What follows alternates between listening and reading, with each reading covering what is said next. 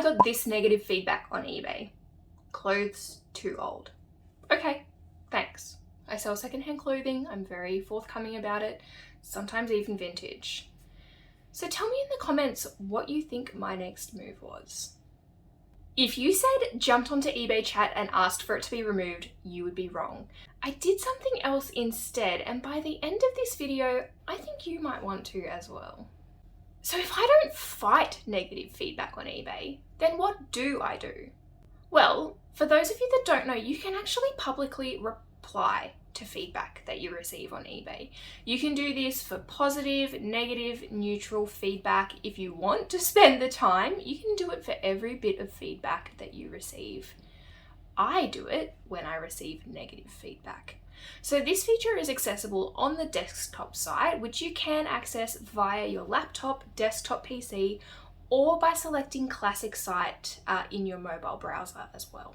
The reply that you leave is visible to all eBay users who access your feedback. Just have a think about your own behavior as a shopper. I know that I often go and check out the neutral and negative feedback before I buy a product. Now, if you're going to do this, you're going to want to craft the right response. If you've had an emotional reaction to receiving negative feedback, now is not the time to respond. Go make yourself a cup of tea, chill yourself out, and come back to it in half an hour. There are 3 key components you're going to want to include in your response. The first one, and this might seem counterintuitive, is to thank the customer for their feedback. Now, obviously, you might not agree with negative feedback. The last thing you want to do is thank that customer for leaving you negative feedback, but you need to start with thanks. The second thing you're going to want to do is acknowledge the feedback that the customer has left. If they've said, it was too old, thank you for your feedback. I'm sorry to hear you were disappointed with the age of the item. Acknowledge the way the customer has felt, and again, try not to respond emotionally. And the third thing you're going to want to do in your public reply is provide a solution for the customer. Now, that will depend obviously on the feedback that has been left, your store's policies, and what you can kind of do to provide a good customer experience. In this example, with this feedback, my response was, your item does qualify for a free return. Please contact me if you'd like to organize this for a refund of the purchase price. Other things you might include are just asking the customer to message you to try to resolve this in an alternate manner. The number one thing is if you say that you are going to take some sort of action, you are going to contact the customer.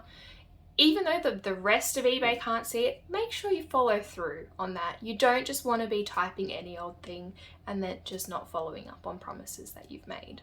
So why take this approach? Why not jump on and try to get a feedback revision or a removal from eBay? Think about other online retailers. It's very, very rare nowadays that you would expect to only buy a product from someone with a 5-star review or a 100% positive feedback score. In fact, you might even think there was something a little fishy going on. Maybe they're buying positive reviews or deleting the negative ones, similar to having negative feedback removed on eBay. Now, in the early days of eBay, there's no doubting it was very important to maintain a 100% feedback score. The internet was new, no one really knew what they were doing, and you were competing with people who, if you were 1% or 2% behind, you weren't going to make the sale. It's actually fairly reasonable and probably more authentic now to be buying from a brand who doesn't necessarily have the best feedback score. But by replying publicly, what you're doing is letting future customers know what it's like to deal with you when something does go wrong. Obviously, that's going to be hopefully in the least number of cases, but you want to show that you have good customer service and conflict resolution skills. Even though it's an online transaction, customer service and customer experience are still really important on eBay. So think about what I've said there. This is not at all about the buyer that left you the negative feedback. This is really a golden opportunity to show future buyers what it's going to be like to deal with you and really grow that buyer confidence that they're going to have a pleasant experience whether or not their needs are met when your product turns up on their doorstep. There are a couple of instances where maybe you should consider, whether this is the right avenue for you. If you're a new account and you don't have much feedback, it can be detrimental to have negative on your account. What you can do is contact the customer proactively and try to resolve their problem, and then ask for a feedback revision if you're able to get a positive outcome for them.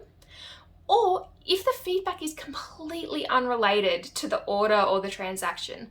I once had a neutral feedback left on a Funko Pop that I had sold. It just said trees. Not relevant. You've got no doubt that I was onto eBay chat straight away to ask them to remove it because I only want relevant feedback shown on my profile. Now, the other time that I'd say maybe think about whether this is an avenue you want to go down is if your top seller status is going to be impacted.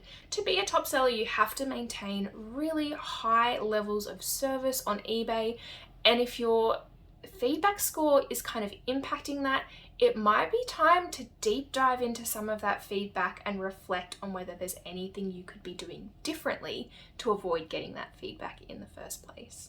I've used this method in all of the instances where I've received negative feedback on eBay, given they are few and far between. But what I've found is that I almost never hear back from the customer that left the feedback, including when I've told them they can return their item for a refund. I would challenge you, if you do receive a negative feedback on eBay, to give this a go next time.